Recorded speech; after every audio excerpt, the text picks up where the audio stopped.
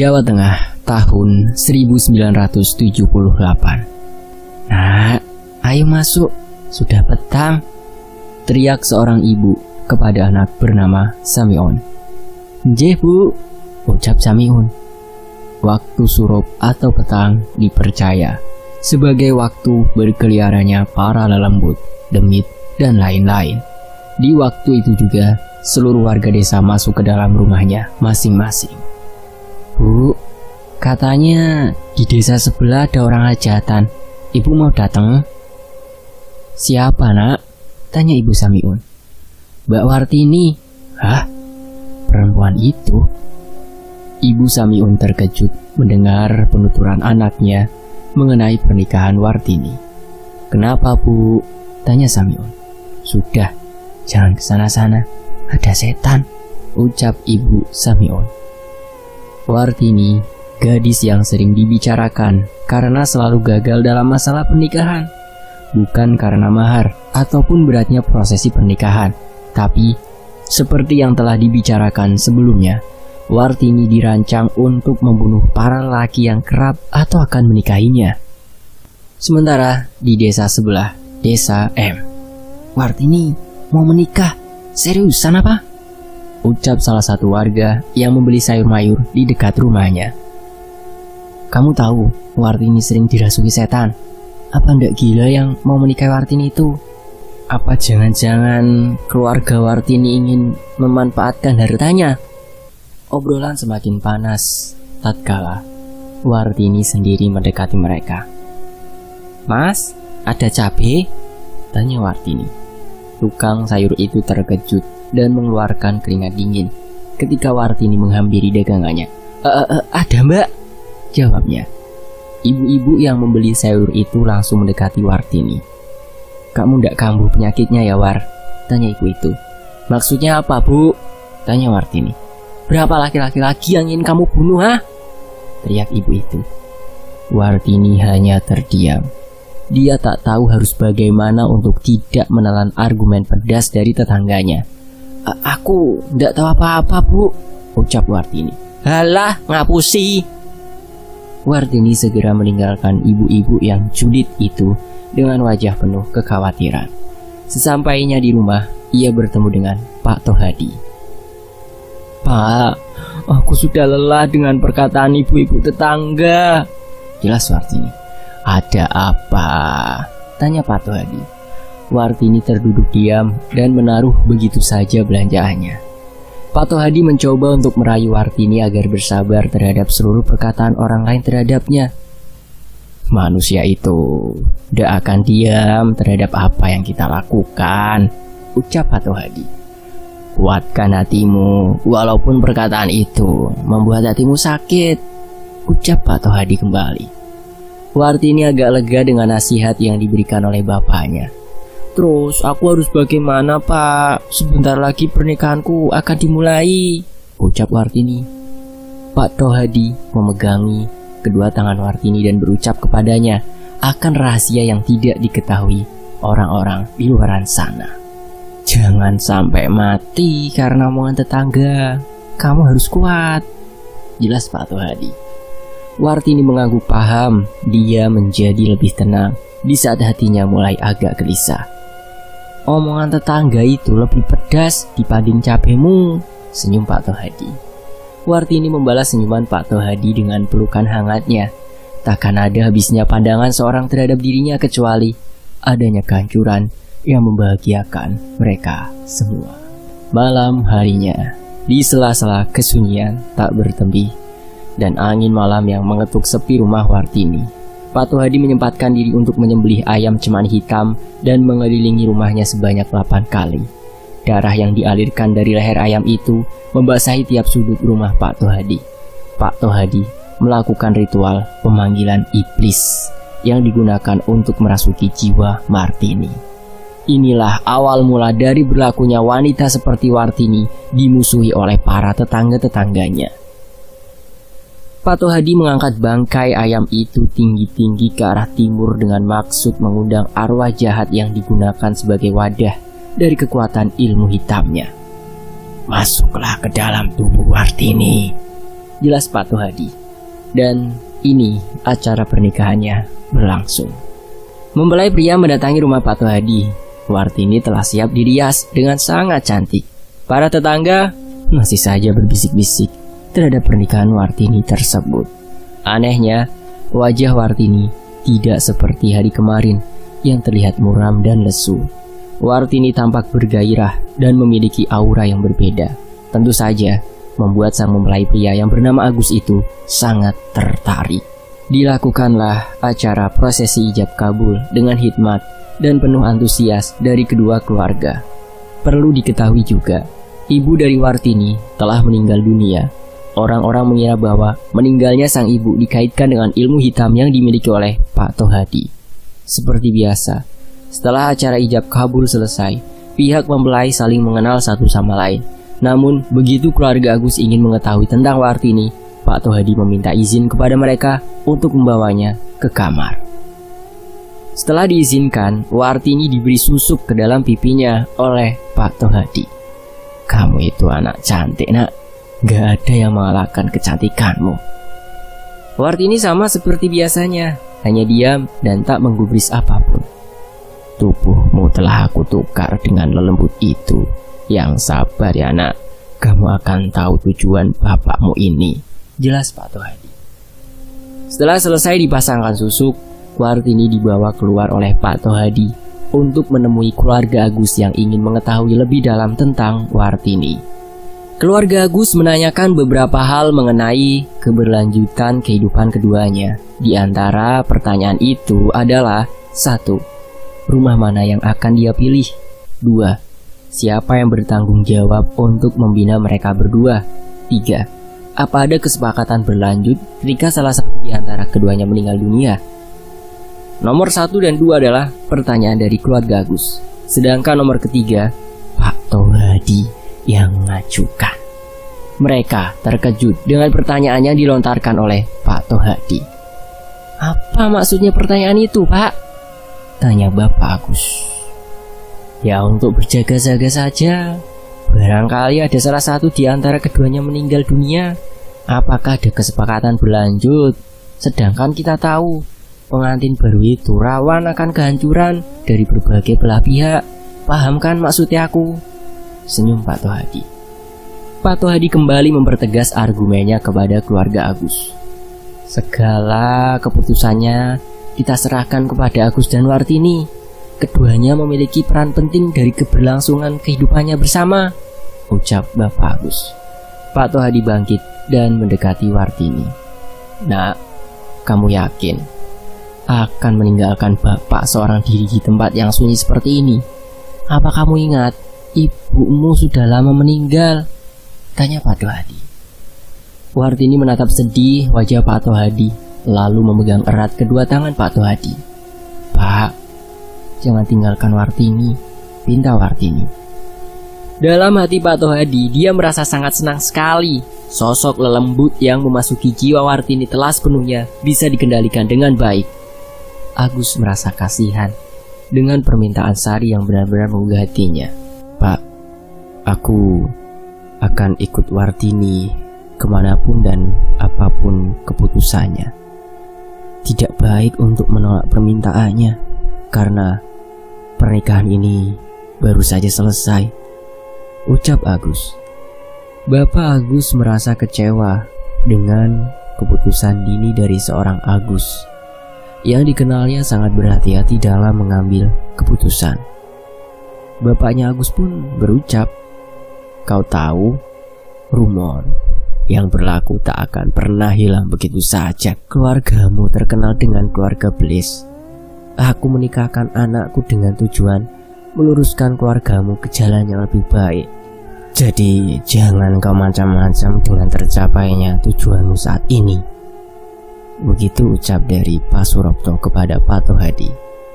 Kemudian Pak Tohadi pun menjawabnya, "Silahkan Pak Surapto, kau memiliki hak dan keputusan terhadap anakmu sendiri. Namun bagaimana mungkin cinta akan dibatasi oleh aturan? Bukankah cinta itu hendak beraturan?" tanya Pak Tohadi. Dan kembali Pak Surapto menjawab, Cinta yang tidak beraturan berasal dari kesalahpahaman seseorang dalam memandang indah sesuatu yang telah bersifat alamiah. Cinta itu alamiah, sejati, yang tak pernah kalah akan aturan. Jelas Pak Surapto. Perdebatan terus merambah kepada kesalnya Agus hingga menggebrak meja. Cukup. Sampai kapan kalian berseteru? Bukankah sekarang kita satu keluarga? Kita sudah menjadi satu bagian dari potongan-potongan yang terpisah, kan? Tanya Agus. Pak Tohadi tersenyum mendengar perkataan manis menantu bodohnya. Baiklah, baiklah. Berarti sudah diputuskan bahwa Agus harus tinggal di sini? Tanya Pak Tohadi. Apa jaminannya? Tanya Pak Surapto. Goroklah leherku jika memang keluarga kami adalah keluarga pembunuh. Senyum Pak Tohadi. Hasil keputusan itu memutuskan bahwa Agus akan tinggal bersama Pak Tohadi dan Sari.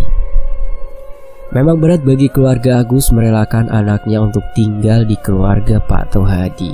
Namun, karena tekanan dan tuntutan Agus yang begitu keras, keputusan itu membuat banyak hal kontroversi. Baiklah, kamu boleh tinggal di rumah ini. Namun, jika ada sesuatu yang terjadi terhadapmu, kami tidak akan diam saja. Jelas Bapak Agus. Agus mengangguk paham terhadap apa yang dikatakan oleh bapaknya mengenai kehati-hatian terhadap keluarga Pak Tohadi yang dirumorkan sebagai keluarga pembunuh itu. Agus juga belum tahu sepenuhnya rencana dari pengikatan dirinya terhadap Wartini. Rahasia ini bersifat sangat privasi dan hanya diketahui oleh Pak Tohadi serta Wartini itu sendiri. Setelah usai, apa yang dibicarakan mengenai ketetapan Agus dan Wartini untuk memilih tinggal bersama, akhirnya keluarga Agus kembali ke tempatnya masing-masing. Begini keadaan hari pertama setelah pernikahan. Wartini masih berlaga seperti orang polos yang belum mengetahui apa-apa. Dia juga tidak sadar bahwa jiwanya sedang terpenjara oleh sosok lelembut peliharaan Pak Tohadi. War, apa kamu tak merindukan purnama yang mengkilau di malam hari? Tanya Agus. Wartini hanya tersenyum manja.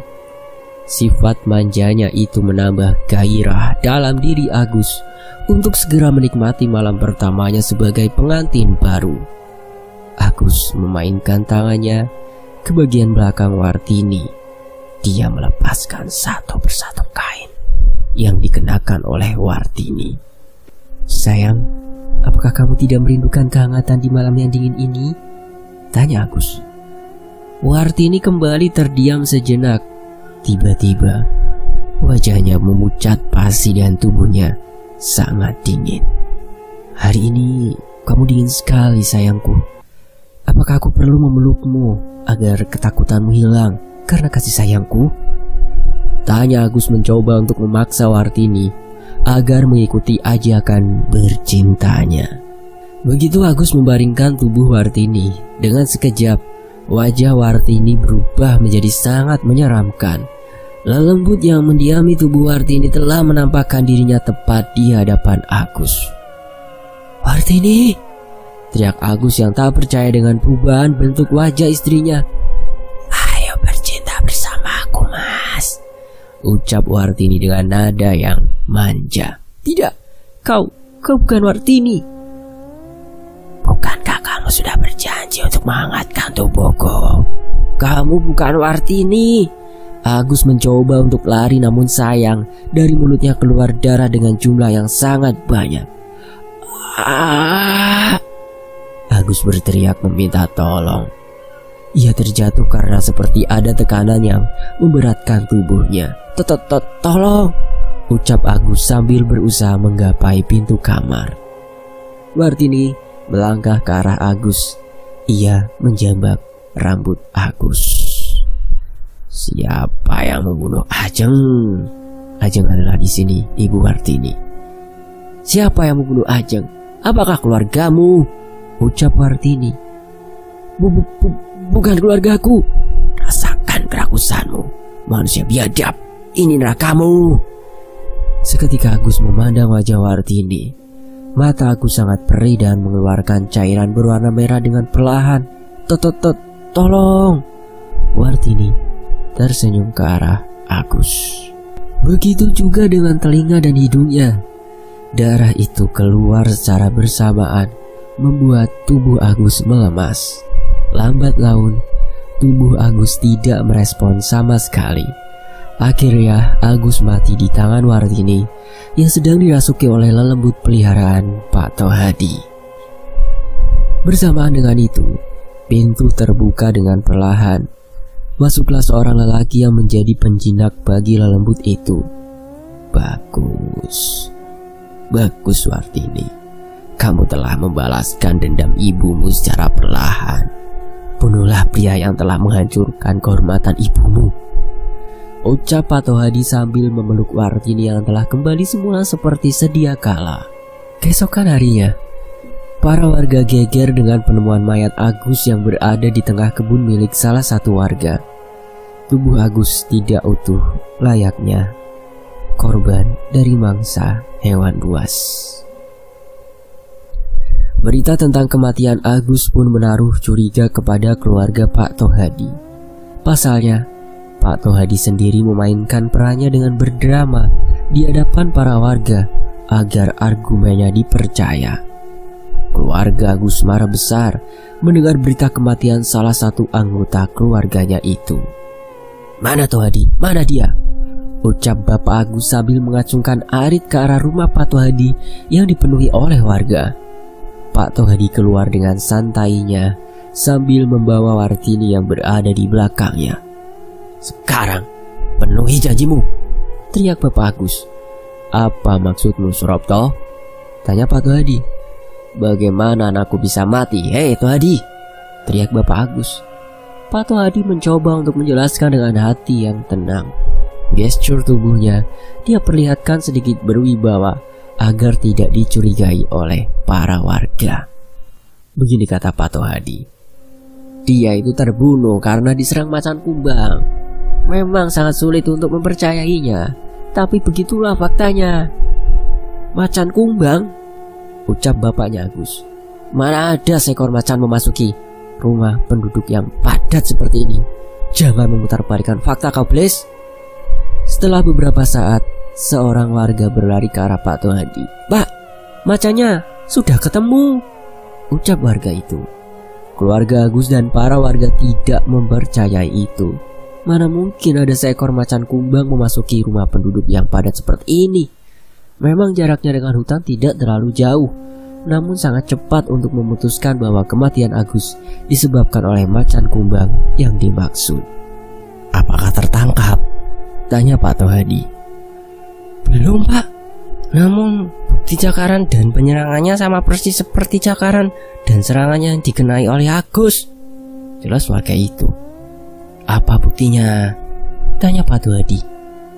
"Kambing milik Bu Ratih," jelas warga itu. Sementara itu, Bu Ratih dan Samiun menangis terseduh-seduh melihat harta satu-satunya mereka telah habis. "Kok bisa kambingnya mati?" tanya Samiun. "Tidak tahu, Nang. Orang tua dulu pernah bilang, jika ternak mati, berarti desa kita sedang diserang oleh lembut." Dunia menutupi kebenaran yang ada. Pak Tohadi sama sekali tidak mengakui bahwa dirinya telah membunuh Agus lewat peran Wartini yang telah disediakan terlebih dahulu. Karena bukti kurang kuat, akhirnya Pak Tohadi dan Wartini selamat dari gugatan yang dilakukan oleh keluarga Agus. Namun tidak demikian bagi beberapa warga yang memang telah mengetahui seluk-beluk dari keluarga Wartini itu.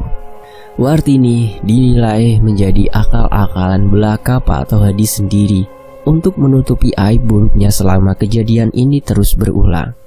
Semenjak kasus Agus, banyak warga yang memilih untuk pergi meninggalkan desa.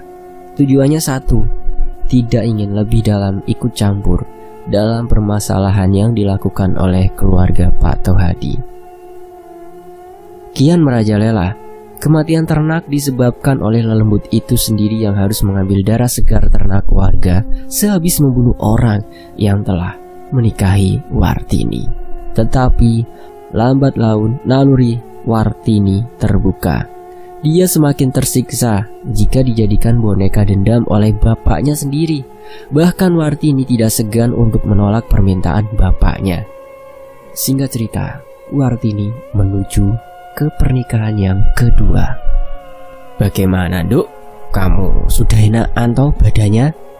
tanya Pak Tohadi. "Pak, apa benar yang dikatakan warga kalau aku yang telah membunuh Mas Agus? Tetapi kenapa aku tidak sadar ketika aku dinikahi olehnya?" tanya Wartini. Pak Tohadi menyisiri rambut Wartini sambil menembangkan lagu Jawa. "Pak, kenapa warga sini membenci kita? Apa kita punya salah?" tanya Wartini. Pak Tohadi hanya tersenyum dan membisikkan sesuatu di telinga Wartini. "Ibumu sudah tersenyum di sana, Duk," ucapnya. Wartini menengok ke arah Pak Tohadi dan bertanya sesuatu kepadanya. Maksudnya?" tanya Wartini. "Ibumu dulu dibunuh oleh pria hidung belang yang ingin merenggut mahkotanya. Kala itu bapak sedang berada di luar kota. Karena bapak tidak tahu siapa pembunuhnya, akhirnya bapak dendam terhadap seluruh laki-laki yang mencintai seseorang wanita hanya nafsu semata," jelas Pak Tohadi. Wartini terkejut mendengar fakta-fakta tentang kematian ibunya dari mulut Pak Tohadi. "Jadi ibu dibunuh?" tanya Wartini. Pak Tohadi berhenti menyisiri rambut Wartini.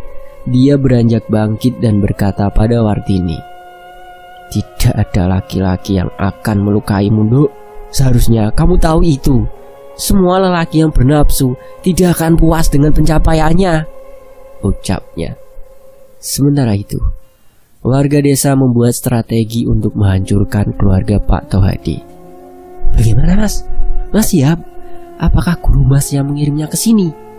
tanya warga. "Saya mendengar ada seorang wanita yang apabila dinikahi mempelai lelakinya pasti meninggal. Apa itu benar?"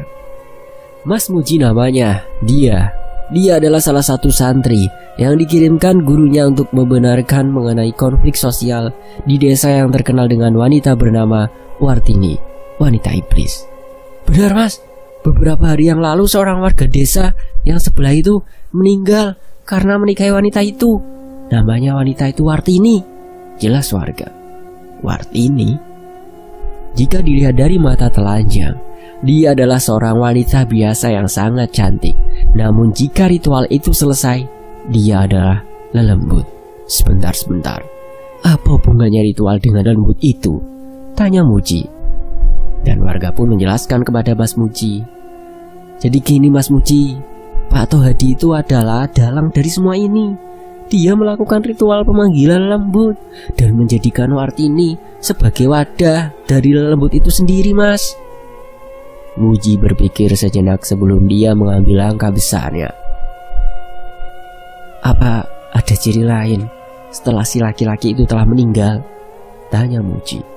Tiba-tiba seorang wanita bersama dengan anaknya ikut bergabung.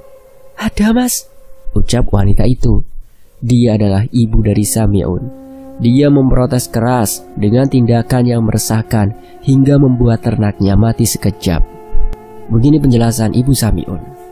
"Jadi gini, Mas Muji, jika mempelai laki-laki telah meninggal, maka ternak kami akan mati semua dengan sekejap." Muji mencoba menarik intisari dari semua informasi yang diterimanya itu. Ada dua kemungkinan untuk bisa memisahkan Wartini dengan lelembut itu. Satu, ada sesuatu yang bisa menguasai pemikiran Wartini. Karena 1 hari sebelum pernikahan, Wartini diambil alih tubuhnya oleh lelembut. Kemudian yang kedua, Wartini akan kehilangan kesadaran manakala dia telah dijadikan wadah oleh lelembut itu. Karena itu, untuk mengakalinya, Muji harus mengambil perantara dari lelembut itu. Dan yang ketiga, Wartini masih memiliki naluri kemanusiaan yang utuh. Karenanya, Muji akan mendekatinya bukan dengan nafsu, melainkan dengan ketulusan dan kasih sayang yang benar-benar memikat Wartini sendiri. Baiklah, saya sudah putuskan untuk mencoba menikahinya, jelas Muji. Dan para warga terkejut mendengar ucapan santri yang bernama Muji itu. Mas jangan bercanda, dia itu ada belis. Justru itu, saya akan menghancurkannya. Siapkan wali palsu untuk saya. Jangan beritahu siapa saya yang sebenarnya. Mari bekerja sama untuk mencoba menghancurkan tindakan berlebihan ini, jelas Muji kepada warga. Warga mengangguk paham dan mendukung tindakan Muji. Dan tibalah di hari pernikahan Muji dan Wartini. Utusan dari Muji mendatangi rumah Pak Tohadi sambil menyampaikan maksud dari kedatangannya. Muji? Siapa dia? Apakah dia bukan orang asli desa ini? Tanya Pak Tohadi. Dia merupakan pendatang baru Pak Tohadi. Nah, kebetulan dia ingin mencari pasangan hidup. Pak Tohadi tampak curiga dengan apa yang disampaikan seorang warga itu kepadanya. Muji, aku belum pernah mendengar nama itu dan tampak asing di telingaku. Apakah dia seorang utusan? Tanya Pak Tohadi. Rencana sebelum utusan itu mendatangi rumah Pak Tohadi seperti ini. Muji menjelaskan kepada para warga. Ingat ya, jangan beritahu kepadanya kalau aku adalah seorang santri. Jangan beritahu aku juga kalau aku adalah seorang utusan. Bilang saja aku pendatang baru. Dan warga yang menyamar utusan Muji itu pun mengangguk paham. Dan satu lagi ya, jawablah dengan cepat. Jangan terlihat seperti sedang menjebak seekor rusa di tengah hutan. Kamu harus rileks dan duduk seperti biasanya. Jangan biarkan pandanganmu kosong atau berkaca-kaca. Dia bisa membaca gerak-gerikmu. Dan ini dia keadaan di rumah Pak Tohadi. Utusan Muji menjelaskan kepada Pak Tohadi seperti ini. Pak Tohadi, dia itu bukan seorang utusan, Pak. Dia hanya pendatang dan kebetulan ingin mengabdi di desa ini. Apa Bapak keberatan untuk menikahkan Wartini dengannya? Kebetulan dia adalah seorang insinyur muda, jelas utusan itu.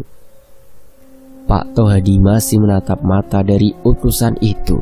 Tampaknya Pak Tohadi melihat sesuatu yang berbeda yang sengaja disembunyikan oleh orang itu darinya. Baiklah, kapan akan digelar? Tanya Pak Tohadi. Ya secepatnya Pak, kalau bisa besok atau lusa acara pernikahan dimulai. Pak Tohadi menerima tawaran itu. Namun dia juga berjaga-jaga agar apa yang terjadi kelak tidak menghancurkannya secara sekejap. Rencana penghancuran Pak Tohadi berjalan mulus. Kini tinggal menunggu babak terbaru dari keduanya. Malam sebelum pernikahan Wartini, Pak Tohadi merasa resah dan khawatir dengan calon mempelai pria yang akan menikahi Wartini. "Duk, Bapak ingin bicara sebentar," ucap Pak Tohadi kepada Wartini. Wartini mendekati Pak Tohadi dengan wajah tertunduk. "Jika kamu sampai jatuh hati dengan pria itu, apakah kamu akan meninggalkan Bapak?" tanya Pak Tohadi. Dan Wartini pun menjelaskannya. "Jika memang pelaku pembunuh ibu belum diketahui, aku tidak akan pernah jatuh hati kepada siapapun, Pak." Ingatlah, Duk, naluri akan mengalahkan segalanya, bahkan nilai jahat sekalipun. Jika kamu memiliki jiwa yang besar, kekuatan jahat akan kalah dengan hati kecilmu, jelas Pak Tohadi. Wartini menyimak nasihat bapaknya. apakah kamu siap untuk menjalankan ritual ini lagi? Wartini mengangguk sebagai tanda menyetujui permintaan bapaknya. Kemarin, Duk. Pak Tohadi kembali memasangkan susuk di wajah Wartini. Sekarang, tunduklah kamu terhadap perintahku. Bunuh semua pria yang telah membunuh ibumu. Jelas Pak Tohadi. Setelah selesai, Wartini dibawa ke dalam kamar. Sedangkan Pak Tohadi, dia melakukan ritual seperti biasanya. Tibalah hari pernikahan Wartini dan Muji. Apa warga berdatangan dengan wajah sumringah? Tidak biasanya. Apa warga memang sengaja untuk melihat rencana cerdas dari Muji itu sendiri? Ya, warga pun berkata kepada Mas Muji, "Mas, tolong kembalilah dengan selamat ya. Kami menunggumu untuk menyelesaikan tugas beratmu ini." Tenang saja, aku bersama dengan Sang Pencipta untuk mengirimku ke tempat ini. Doakan hal-hal yang baik kepadaku saat ini, pinta Muji. Di saat ijab kabul berlangsung, Muji melihat wajah Wartini penuh dengan susuk. Ternyata itu adalah pengikat dari Wartini sendiri agar bisa dijadikan wadah dari lelembut yang dimaksud. "Bagaimana? Apakah anak Muji akan tinggal bersama kami?" tanya Pak Tohadi. "Saya siap tinggal bersama, Pak. Asalkan di malam pertama saya ingin membawa Wartini keliling tempat ini untuk melihat indahnya malam purnama," jelas Muji. Pak Tohadi mengangguk dan menyetujui permintaan Muji. Dia tidak tahu bahwa tujuan asli dari Muji adalah untuk menghancurkan wadah dari lelembut itu dan menghilangkannya dari tubuh Wartini. Muji sangat yakin seyakin-yakinnya bahwa Wartini telah dimasuki lelembut itu. Karenanya, dia sangat berhati-hati bila mana lelembut itu mulai menyerangnya. Dan tibalah malam pertama setelah pernikahan. Muji mengajak Wartini untuk sekedar melihat purnama yang indah. Dia membawa Wartini hingga ke ujung desa di mana purnama sedang memekarkan cahaya indahnya. Muji menghentikan langkahnya. Wartini pun ikut berhenti. Wajahnya memucat dan penuh dengan kebingungan. "Kamu tahu mengapa ibumu meninggal dunia? Apakah kamu tahu faktanya?" tanya Muji. Wartini hanya terdiam. Muji memegangi tangan Wartini dengan penuh kasih sayang. "Ibumu meninggal bukan karena dibunuh oleh pria hidung belang yang dimaksud oleh bapakmu. Dia meninggal karena dijadikan wadah dari lelembut yang berada dalam tubuhmu. Jika kamu benar mencintaiku, kembalilah seperti Wartini yang menyukai kebebasan," jelas Muji. Dengan sekejap, wajah Wartini mengeluarkan benda-benda kecil yang diyakini sebagai susuk. Wartini merintih kesakitan sambil memegangi wajahnya. "Keluarkan Wartini sekarang. Jangan kau ambil tubuhnya," jelas Muji sambil membacakan beberapa ayat suci Al-Quran di hadapan Wartini. Wajah Wartini mengeluarkan banyak darah bersamaan dengan keluarnya susuk itu. Dia menjatuhkan diri ke tanah dan memegangi wajahnya. "Kembalilah ke jalan Allah sekarang," jelas Muji. Wartini berteriak kencang. Teriakan itu membuat seluruh warga keluar dari rumahnya masing-masing dan mencari sumber suara dari teriakan itu. Setelah ditemukan, para warga langsung mengerubungi Muji dan Wartini yang sedang berada di ujung desa. Wartini masih berteriak kesakitan. Dia tak tahu bagaimana bisa rasa sakit mengeluarkan susuk ini sangat menyiksa baginya. Muji yang tahu warga mengerubunginya. Dia pun memerintahkan para warga untuk tidak mendekat. "Cari Pak Tohadi, jangan sampai lolos," teriak Muji. Para warga langsung mengepung Pak Tohadi di rumahnya. Namun sayang, keberadaannya tidak berada di dalam rumah. Para warga kembali melaporkan hal ini kepada Muji. Di rumah kosong, Mas," kata warga. cari rumah yang memiliki ternak. Lelembut itu telah berpindah ke tempat Pak Tohadi, teriak Muji. Jika lelembut itu telah berpindah ke tuanya, dia akan mencari ternak untuk dihisap darahnya, sama halnya ketika kematian ternak milik Samiun. Akhirnya, para warga pun mencari rumah yang memiliki ternak. Di desa itu, orang yang memiliki ternak hanya 2 orang, keluarga Samiun dan keluarga kepala desa. Karena ternak Samiun sudah habis mati karena misterius, akhirnya para warga bertolak ke rumah Pak Kades. Setelah ditelusuri, Pak Tohadi sedang bersembunyi di kandang kambing milik Pak Kades sambil menggigiti kambing dengan gigi-gigi tajamnya. "Kui blise kui, nang kono!" teriak warga. Sontak saja Pak Tohadi langsung melarikan diri ke arah perkebunan tempat ditemukannya Agus yang mati terbunuh itu. "Pateni blise, pateni!" teriak warga sambil mengangkat golok dan benda tajam lainnya. Warga terkejut dengan perubahan wajah dari Pak Tohadi yang begitu mirip dengan seekor siluman. Wajahnya tampak memiliki bulu dengan garis-garis di tiap sudut pipinya. Lalu tangannya mencakar-cakar tubuh kambing itu layaknya macan yang sedang kelaparan. Mulutnya penuh dengan darah. Di beberapa sela giginya terdapat daging yang menyangkut. "Woi, kui blise nang kono kui, pateni, pateni!" teriak warga. Tapi Pak Tohadi berlari menghindari kejaran warga. Detak jantung para warga hampir copot, manakala cara berlari Pak Tohadi tidak normal seperti macan. Sementara itu, Muji masih menunggu kesadaran Wartini kembali. "Wartini, Wartini," ucap Muji dengan penuh iba. Kamu siapa?" tanya Wartini. Muji tak bisa menahan harunya. Dia baru menyadari bahwa hatinya sedang jatuh hati kepada Wartini. Dan seperti inilah keadaan saat ketika Muji sebelum ditugaskan di desa tempat Wartini oleh Pak Kiai. Begini penjelasan Pak Kiai, yaitu guru Muji. "Muji, manusia itu tidaklah semuanya jahat.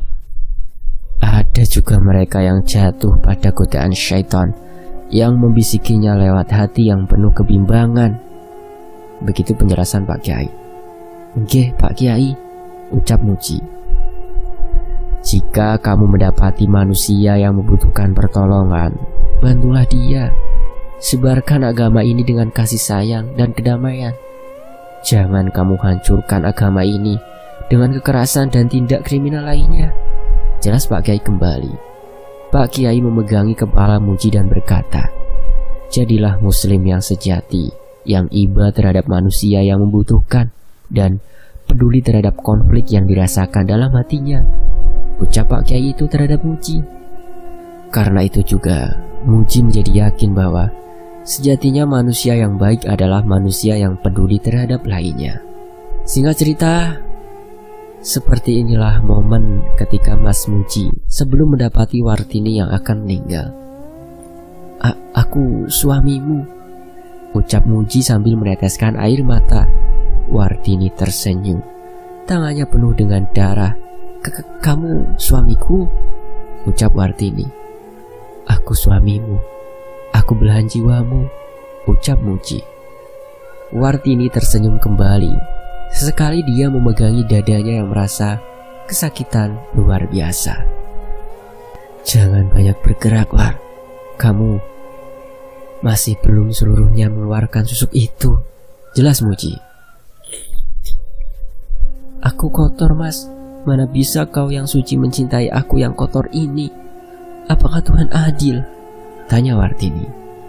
Muji terus meneteskan air mata. Mana bisa nalurinya menahan rasa bersalahnya. Pernikahan yang awalnya sebagai sebuah rencana, kini melekat menjadi sebuah hubungan yang sangat terasa di hati Muji. "Gak, War, kamu gak kotor. Kita bisa memulainya dari awal lagi. Aku akan menjadi suamimu yang baik. Kita akan tinggal bersama dalam satu atap. Kamu tahu kan? Kamu menginginkan kebebasan. Aku akan membebaskanmu." Tangan Wartini menyentuh pipi Muji. Darahnya menyentuh pipi Muji yang basah karena air matanya. "Kamu menangis?" tanya Wartini. Muji memegangi tangan Wartini dan berkata yakin-yakinnya, "Aku akan menyelamatkanmu, War. Tolong jangan banyak bergerak," ucap Muji. "Aku ingin bersamamu, Mas. Walaupun hanya sebentar. Kamu bukanlah laki-laki yang dikatakan oleh Bapak. Kamu laki-laki baik. Tidak semuanya laki-laki itu brengsek kan? Buktinya, kamu masih menerimaku yang kotor ini," jelas Wartini. Muji melihat ke kanan kiri tempatnya, namun tak ada satupun warga yang terlihat. "Mas, bolehkah aku meminta satu permintaan?" tanya Wartini. "Apa maksudmu, War? Kamu bisa selamat. Kamu haruslah tolong Islamkan aku lagi," senyum Wartini. Air mata Muji menetes jelas di hadapan Wartini. Tatapannya menjadi kosong, pikirannya entah kemana. "Mas, kamu sanggup kan?" tanya Wartini. Tubuh Wartini sudah tak sanggup lagi menahan derita dan rasa sakit karena susuk yang telah banyak tertempel di beberapa bagian tubuhnya. Ternyata susuk itu tidak hanya dipasangkan di wajah, melainkan ada beberapa puluh titik yang ditempelkan di tubuh Wartini. "Mas?" tanya Wartini. Muji mencoba menguatkan hatinya. Hatinya terasa hancur berantakan. Dia tak ingin kehilangan Wartini, walaupun pernikahan ini adalah pernikahan yang direncanakan. "Iya, aku mampu, War," ucap Muji. Wartini tersenyum. Dia menghela nafas panjang sebagai tanda dirinya berada di ujung maut. "Asyhadu alla ilaha illallah." Wartini mengikuti ucapan Muji, walau agak terbata-bata, namun cukup jelas ucapannya. "Wa asyhadu anna Muhammadar Rasulullah." Wartini melafalkannya dengan sempurna. Namun, begitu dia telah usai mengucapkan syahadat, nyawanya tak tertolongkan. Innalillahi wa inna ilaihi raji'un. Wartini meninggal dalam keadaan telah bersyahadat dan kembali kepada Allah Subhanahu wa Ta'ala. Muji memeluk tubuh Wartini. Dia menangis. Menangis kencang karena mendapati istrinya telah meninggal dunia. Perpisahannya begitu sangat menyayat hati dan sangat bermakna dalam diri Muji. Innalillahi wa inna ilaihi raji'un, ucap Muji dengan air mata yang berderai membasahi pipinya. Sementara keadaan saat pengejaran Pak Tohadi, para warga terus mengejar Pak Tohadi yang mulai memasuki perkebunan. Karena dirasa sangat berbahaya, akhirnya para warga membakar seluruh isi perkebunan. Si jago merah itu melahap-habis seluruh pepohonan yang liar yang memungkinkan Pak Tohadi sedang bersembunyi di dalamnya. "Bakar kabeh! Bakar kabeh!" teriak warga. Betapa histerisnya kejadian kala itu. Para warga membakar seluruh perkebunan hingga dikenal dengan nama obor peteng, atau api yang membakar perkebunan di malam hari yang gelap gulita. Anehnya, tak ada tanda-tanda dari keberlangsungan dan keberadaan Pak Tohadi itu sendiri. Pak Tohadi seperti ditelan bumi. Jasadnya tidak ditemukan. Jikalau dia berhasil terbakar, setidaknya ada tanda-tanda dari keberadaan Pak Tohadi itu sendiri. Malam itu juga, warga hanya menunggu suara teriakan dari Pak Tohadi atau tanda-tanda dari keberadaan Pak Tohadi. Namun, hasilnya nihil. Pak Tohadi benar-benar menghilang. Akan hasil akhir ini, akhirnya para warga pun melaporkan kejadian ini kepada Muji.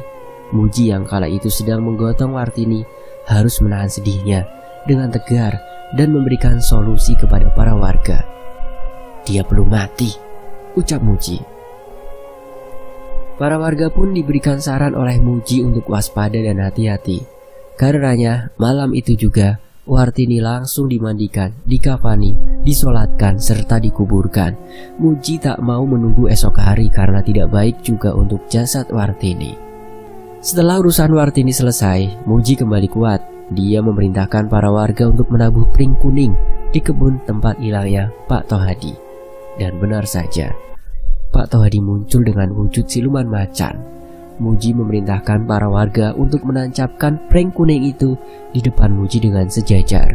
Muji mengangkat kedua tangannya dan berdoa bersama-sama. Harapannya hanya satu, yaitu agar dihindarkan dari gangguan siluman atau apapun yang menyerupai itu. Doa Muji dikabulkan. Saat itu juga, entah dari mana datangnya, kabut menghalangi di antara Muji serta warga dengan siluman yang diyakini Pak Tohadi itu. Hingga saat itu, jarak keduanya terpisah dengan kabut yang membatasi di antaranya.